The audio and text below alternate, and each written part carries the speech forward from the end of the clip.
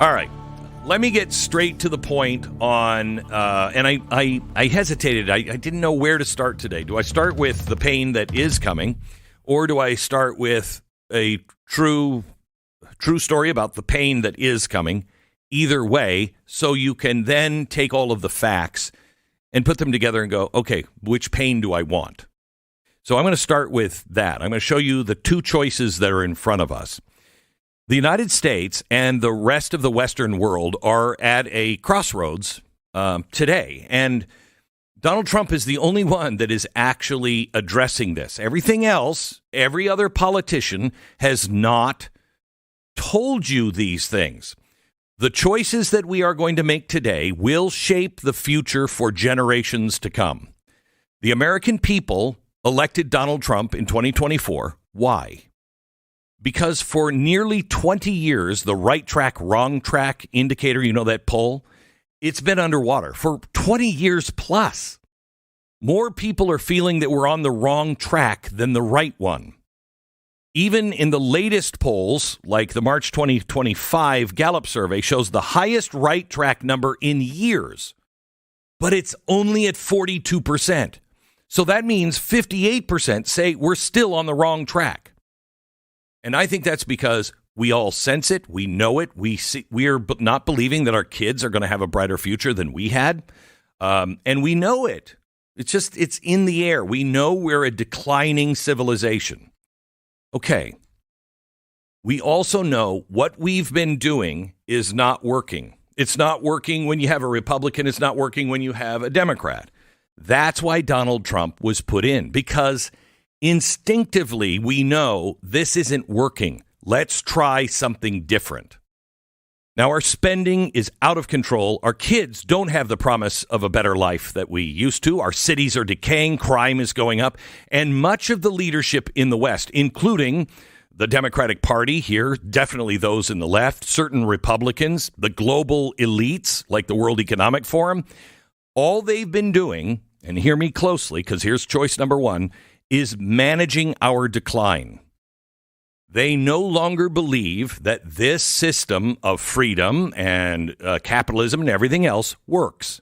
That's why they've tried to change everything. That's why the World Economic Forum is doing what it's doing. They don't believe this works, so they are managing our decline. We've slowly been getting worse and worse and worse, and the average American, I'm convinced, doesn't want this. I don't want this. So let me lay out the choices that are in front of us and the stakes. Okay. The everyday person wants a better future for their children. But let's face the reality of where we are. The U.S. national debt is at $35 trillion as of today. The annual deficit is averaging $1.5 trillion over the past decade. That's 100% of every dollar, every penny that the United States makes. That hasn't been seen since World War II. We're now spending over $1 trillion a year just on interest payments. That's more than we spend on education and defense. And remember, we're way number one in the entire world on both of those things. It's not sustainable. You know it, and I know it. But the lies from the politicians on both sides have been, oh, you know what? We're going to figure this out. No, we're going to get better. It hasn't gotten better. None of it gets better. It only gets worse. And we're seeing it now in the decay of our cities, of our institutions, of our children's education. We even see it in depression levels. Okay, people are not feeling like it's a bright future in front of them. The International Monetary Fund warned in 2024 that the unchecked debt could lead to a fiscal crisis within a decade. Boy, that's positive. Spiking inflation, interest rates, and leaving our kids with a hollowed out economy. Do you want that? The promise of a better life in the West is fading. Do you look over at Europe and see what's happening in Europe and go, you know what? They're on the right track. Do you know what? Germany's going to be around for a while. England, no rush to get over to England to see, jolly old England, because they're going to be like that for a long time. I don't feel that way. Do you? In 1990, 60% of 30-year-olds earned more than their parents did at the same age. That's all adjusted for inflation. 1990. By 2019, that number was 50%. That's according to a study from the National Bureau of Economic Research. Today, it's lower. Our kids are facing stagnant wages, growing at 3.5% a year. That's barely above the 2.4% inflation. Housing, the median home price now is $420,000. That's 6 times the median income, according to the National Association of Realtors. It used to be a 3-to-1 ratio that we had in the 1980s. Our cities are crumbling. 2023, the American Society of Civil Engineers gave the U.S. infrastructure a C- grade. How many times have we had an infrastructure package? Are we doing anything that's real? No. Do you realize how bad just our air traffic control system is? It's like from the Soviet era. They're estimating a $2.6 trillion investment gap over the next decade. Homelessness is up 18% since 2019. 650,000 people on the streets every single night. Crime in major cities in Chicago, Philadelphia, violent crime rates up 5% since 2019. Leadership in both the U.S. and across the West. They're more focused on globalist agendas than they are any of these problems. And all of their agenda items make these problems worse. Agree or disagree? The Great Reset, all of that rhetoric, pushed centralized control and sustainabilities over your individual liberty. And that has caused massive distrust. So is the Democratic Party's focus on, expanding social programs. They have added $6 trillion to our debt since 2010. Some Republicans have gone along. Why are they expanding this cushion for homelessness and everything else? Because they are managing the decline. We're going to have all these people out of work. We're going to have all these people. And so it becomes a self-fulfilling prophecy. You'll have to listen to the whole show today because in hour 3, I'm going to show you what we need to be doing for the future. And it's a speech that I would love the president to hear and give. But this isn't a conspiracy. All this stuff that's going on, this is all data. The WEF's own 2023 report called for global governance to address climate and inequality. They're going in a different direction. 68% of Americans in a Pew Research poll this last year prioritized national sovereignty over global cooperation. So the people in these countries, especially ours, want the individual sovereignty. But the elites want global control. People feel managed, not led. And that's true. We are being managed to our own demise or decline.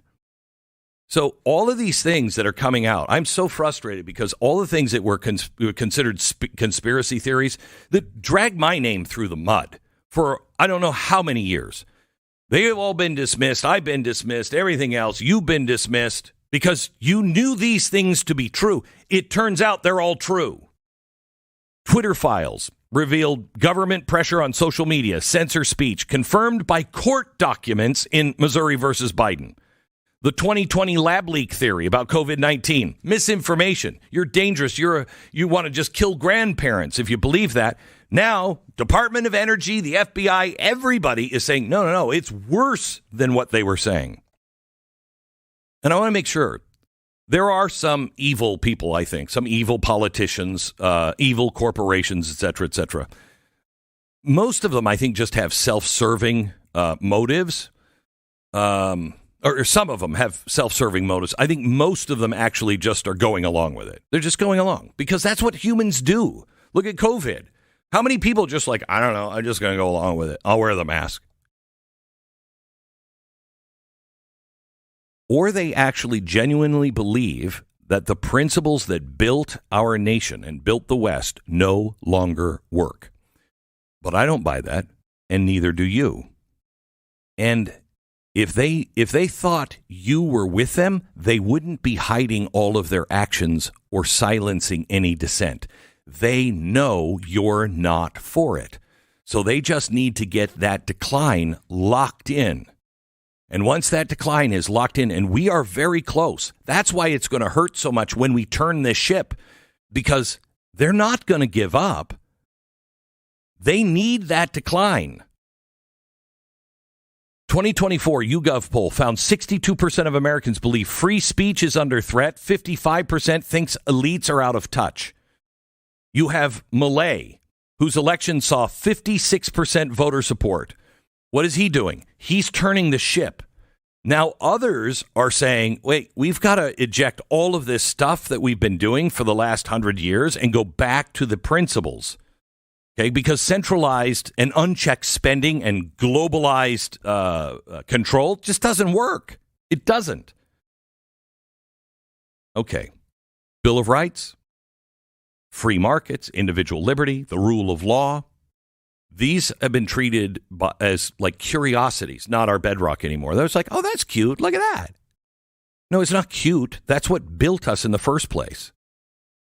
45% of Americans now self-center because they have a fear of backlash. They don't say what they do. 45% of us don't say what we believe because we're afraid it'll come back to haunt us. The Second Amendment, 40% of Americans live in states where you can't have a gun or it's so restrictive you don't buy a gun. The 10th Amendment reserves the power to the states. Yet federal spending now accounts for 25% of every dollar of our GDP. Wow. So where does this leave us? Well, let me pause and I'll take you to the tariffs and deregulation and the tax cuts.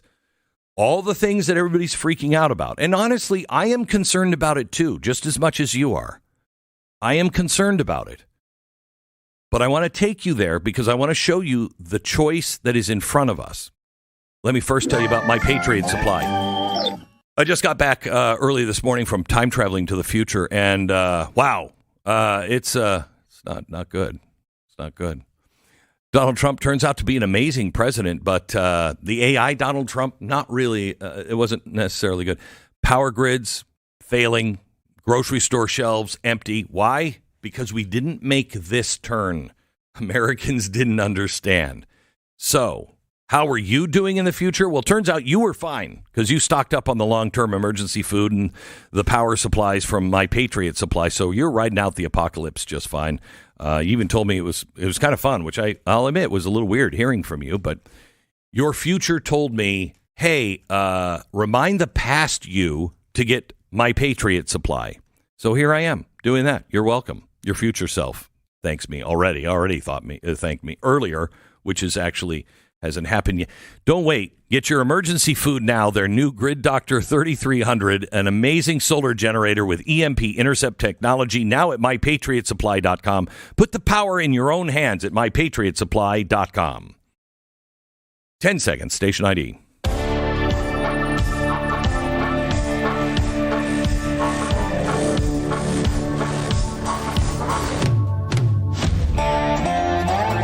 Okay. The 10% tariffs on imports, 54% on Chinese goods, yada, yada, yada. This is all to aim to bring parity in the world, to have us stop being raped. And when you saw those charts that he put out yesterday, if you did, it shows how are we possibly the bad guys here? Because we're not charging anything that they are charging. Nothing. It's not even close. However, it's going to raise your price. Groceries, 5%. Cars, $1,000 to $2,000. That's according to the National Bureau of Economic Research. It's going to be a bumpy road.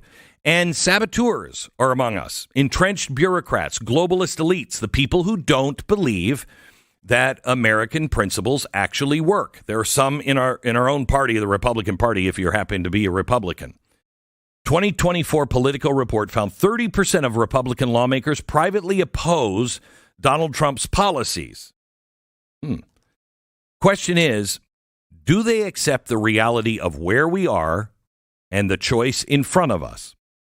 Do they have a better and bold idea that they'd like to share with the rest of the class? because the choice in front of us is really stark. Do we manage our decline, or do we take a hard path to rebuild? One of the two. Decline means more debt, projected to hit 122% of GDP by 2035. More decay, a future where our kids do not inherit a strong nation, but a much, much weaker nation, if it's still a nation. And the hard path means short-term pain, higher prices, market volatility, big time. I don't know if you saw the market dropped, S&P 500 dropped 2.8% after the announcement yesterday. And the risk of a trade war, which is real and not good. Okay. Those are the bad things. But what else could it mean? Donald Trump is betting on this is the chance of renewal. This is our last chance to change direction. If tariffs work, U.S. manufacturing will grow, and I want to talk about that later. Jobs are flat, 12.9 million right now. Could raise by a million in 5 years with deregulation and everything else. Farmers could see a $16 billion boost as food production rises 10% in the next 4 years. Tax cuts, like reducing the 22% rate to 20%, could save you $1,600 a year, but that requires Congress. And it's not just about economics. More importantly, this is about our future. Does America chart a new course? Our kids need to be healthy, educated, and grounded in truth, not fantasy. Right now, 25% of our kids are obese. 15% of 15-year-olds can't read.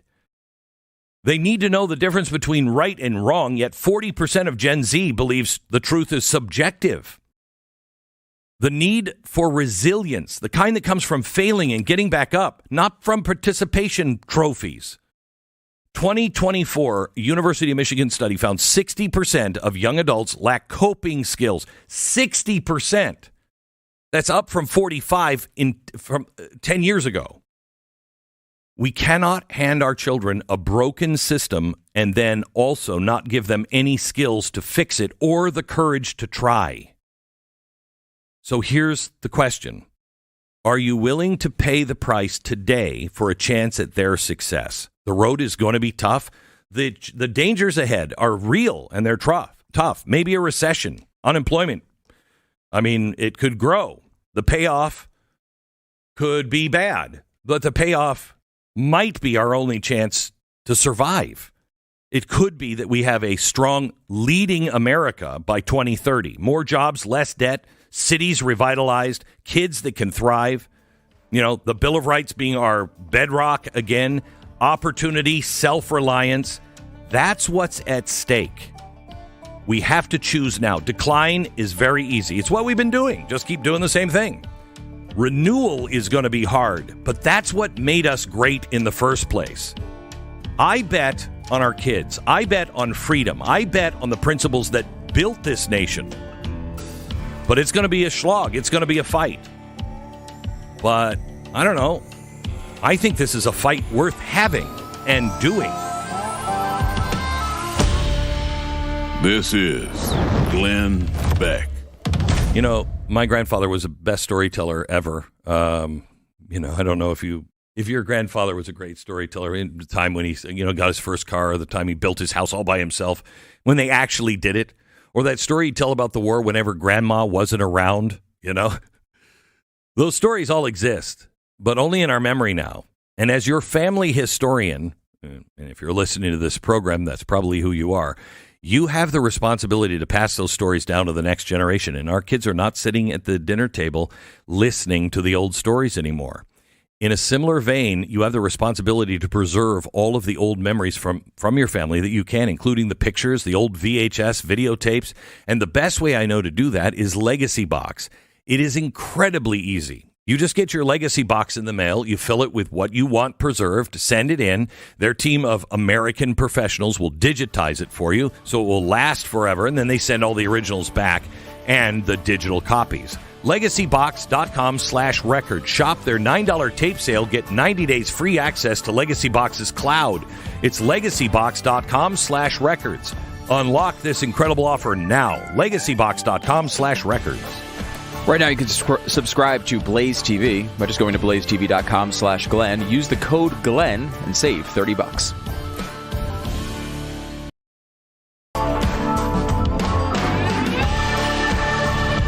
Stephen Moore was in the Rose Garden yesterday for Liberation Day. He is a guy who has traditionally been against tariffs, and this was very bold yesterday, what the president did. I am nervous about it. I've had this conversation with the president. I'm not a fan of tariffs, but I think he's earned the right to. I mean, he's the president. Everybody elected him, and everybody knew tariffs were his favorite word.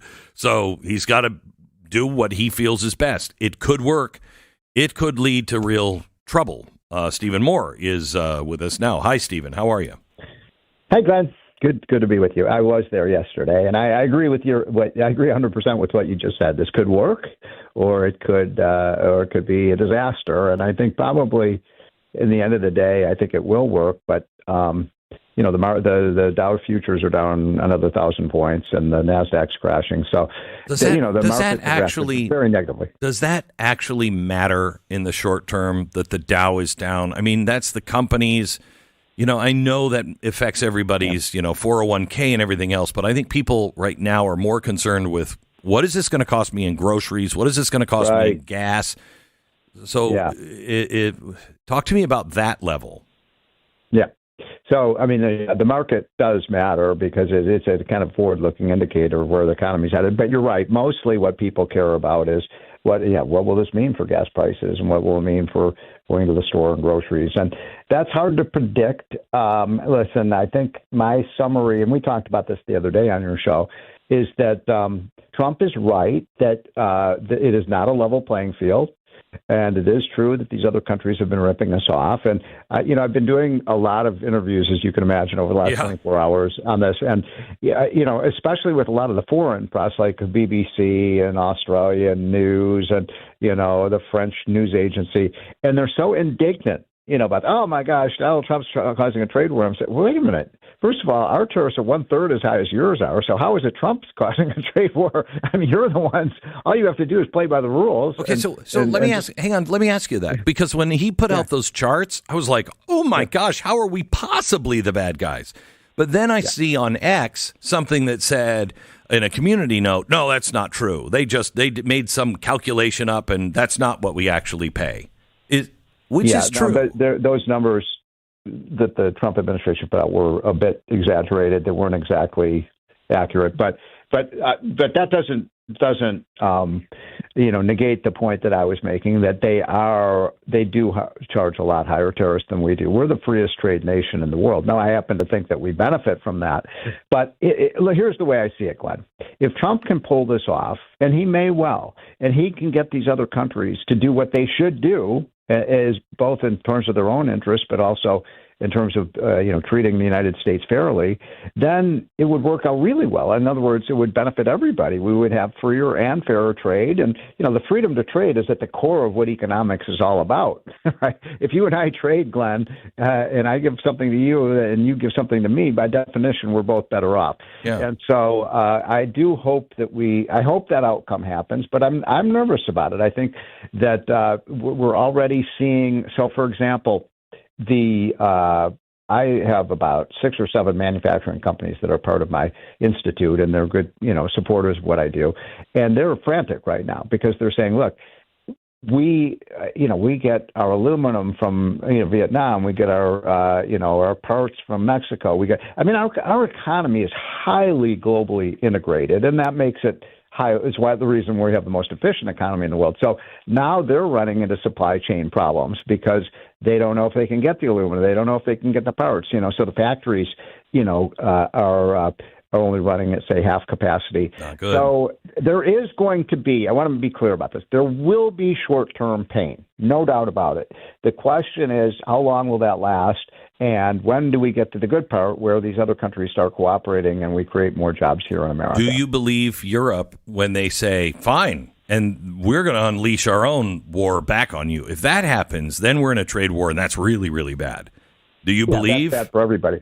But it would be insane for the Europeans to do that because, listen, Trump again, I said this on your show the other day, but I'll say it again. Trump is a master negotiator. You have to read his book, The Art of the Deal. By the way, I would recommend that to anybody in their 20s or 30s, you're getting your career started. Read that book because Trump is so insightful in that book. And it's very simple, Glenn. If you and I are at the negotiating table and we're negotiating something and you have leverage over me, you're probably going to win that negotiation, right? And if I have leverage over you, I'm probably going to win the negotiation. United States has leverage. We are the biggest economy in the world. Every country in the world has to trade with the United States. In other words, if China couldn't trade with the United States, their economy would go into a Great Depression. There's no way they could survive without access to America's market. Trump understands that. He's using that leverage and American power to force countries to do things they should do.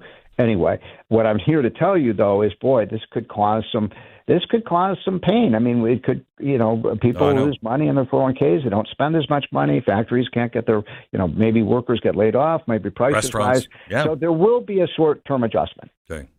Stephen, what would you think our goal is here? Because I saw the results of these tariffs being talked about. Israel came out and said we're wiping it to zero, right? And for me, that's a great outcome for this policy. Exactly. Yes, I would love that. But is that the actual goal of the policy? Because if the policy is to bring jobs and manufacturing back here, if everyone wipes their tariffs to zero, which would be my preferred outcome, they're not coming. Wouldn't affect that, right? Like, what is the goal here?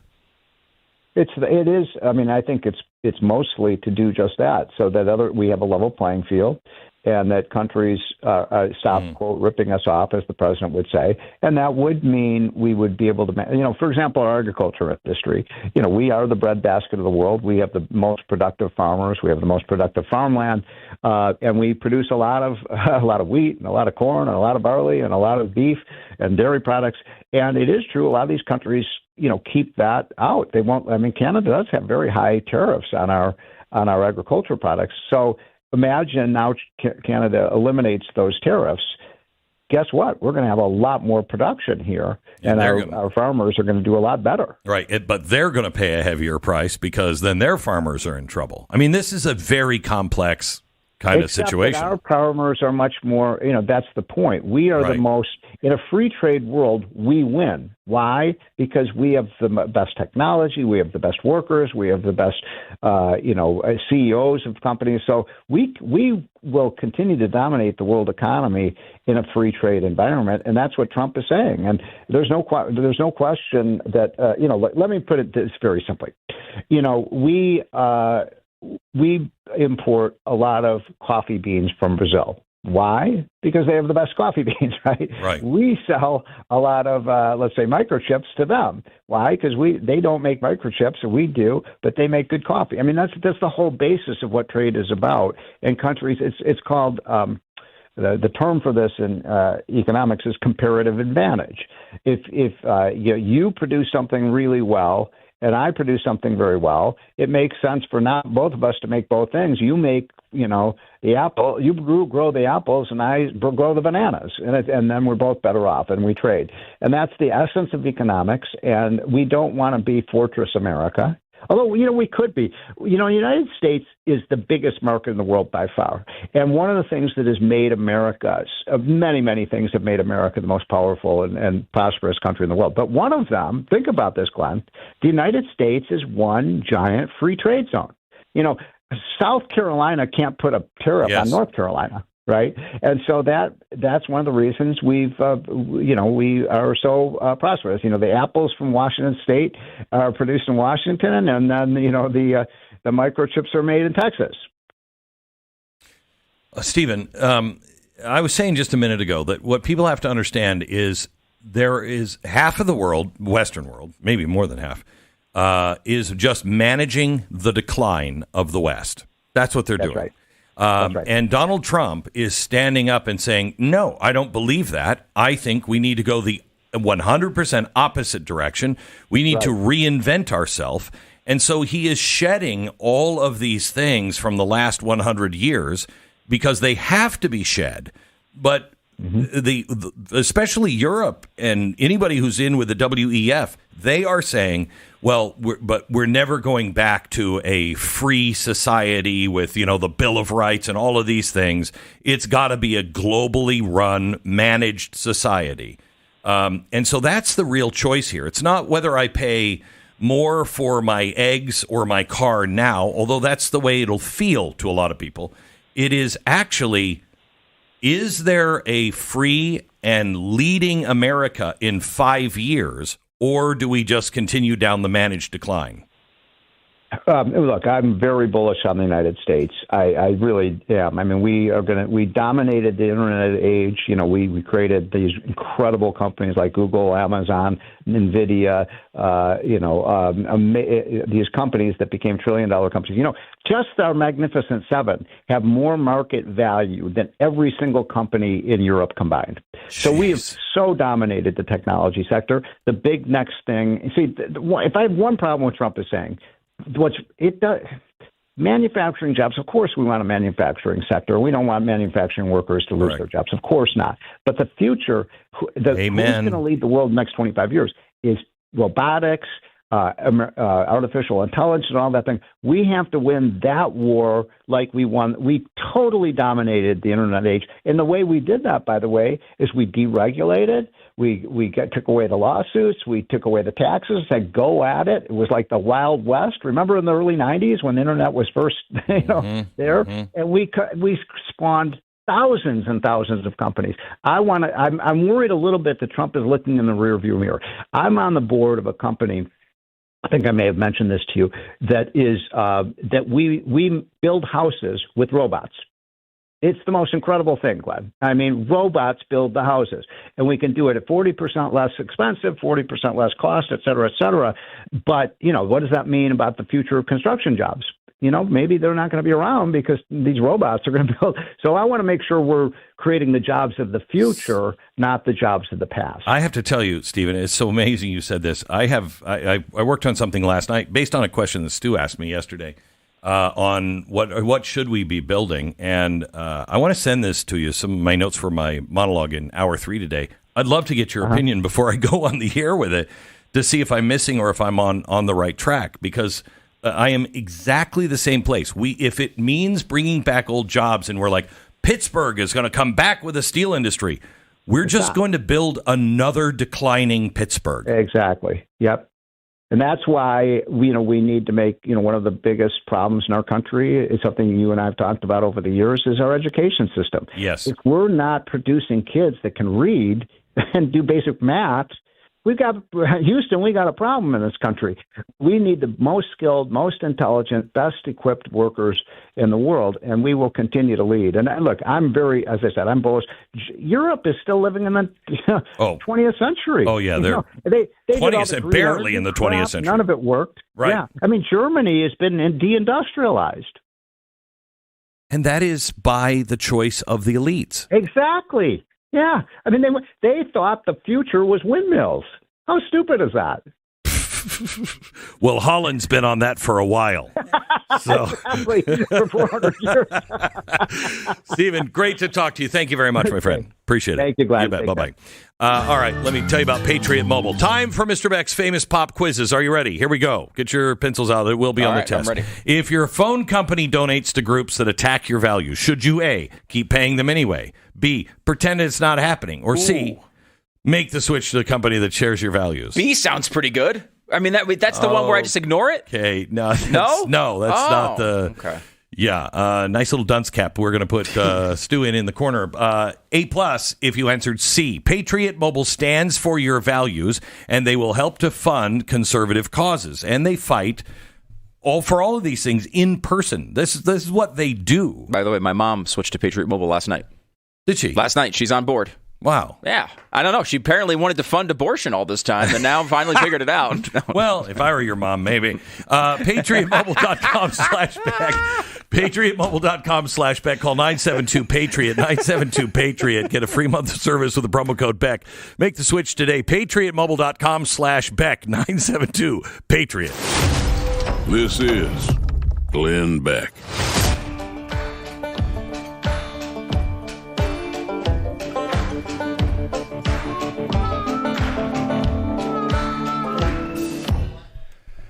From Angel Studios, the studios behind Sound of Freedom, comes The King of Kings. This is a new movie. A father tells his son the greatest story ever told, and what begins as a bedtime tale quickly becomes a life-changing journey. Through a vivid imagination, the boy walks alongside Jesus, witnessing his miracles and facing his trials with him, and understanding the ultimate sacrifice. King of Kings invites us to rediscover the enduring power of hope, and love, and redemption through the eyes of a child. Got a great cast. Pierce Brosnan's in this thing. I mean, this is a great cast. Ben Kingsley, Uma Thurman, Forrest Whitaker. I mean, these are just to name a few. The movie is also filled with beautiful animation, and it's the perfect movie to watch this Easter with the entire family. You know the way Christian movies used to be. They were terrible. Yeah, kind of like Snow White is now. Yes, kind of. We've reversed places here. Angel Studios has been a huge part of that, and they've proven that not only does it have to, it doesn't have to be that way anymore. You can actually make great Christian movies, but they just keep pumping these things out, and they're fantastic. I encourage you to see The King of Kings. It's in theaters Friday, April 11th. Get your tickets today at angel.com/Beck.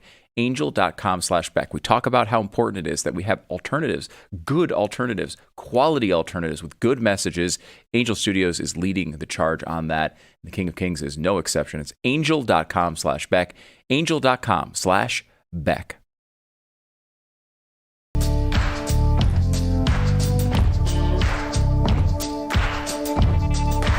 Steve, it was a really good point. And Stu asked me yesterday, when we bringing jobs back with AI, what jobs are we bringing back? Are we bringing back a bunch of jobs that are going to just be taken over by robots? And I want you to know, when we're talking about the future, here's 1947. This is a newsreel in 1947 about the kitchen of the future.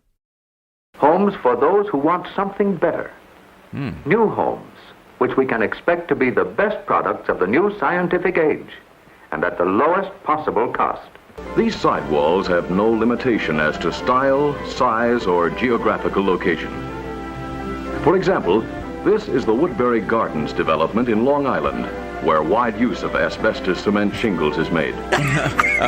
And here in the Southern Homes development, these colorful sidewalls add beauty to the community. This contemporary home shows how modern asbestos materials can be adapted to any style or design. Wow. Notice how the asbestos cement sidewalls help add dignity and charm. Dignity and charm. Gosh, isn't that great? So our typical country went away from all of that. Sure. We didn't want dignity or charm. No. Asbestos was banned in the 1970s because, I don't know, makes your lungs stop working. Oh, well. So, but the beauty of the community. No, it was dignity and charm. Okay. And not in your death, but while your house had dignity and charm, your death had no dignity to it at all. So I want to be really careful. When you look to the future, it's really easy to go, here comes the jobs of the future. But I've really done some homework. I've been following AI for a very long time, and I've been talking bits and pieces about what we should be building. And so I want to talk to you about that, because when Donald Trump says, let's bring our jobs back, we should not be bringing steel jobs back. That doesn't mean steel mills are not part of our future. They should be. But listen, it'll happen at the top of hour 3, right at the beginning of hour 3, if you happen to be listening to the radio program, or the top of 3 of the podcast today. Stand by. All right, going to talk about judges that are absolutely out of control and what can be done about it next.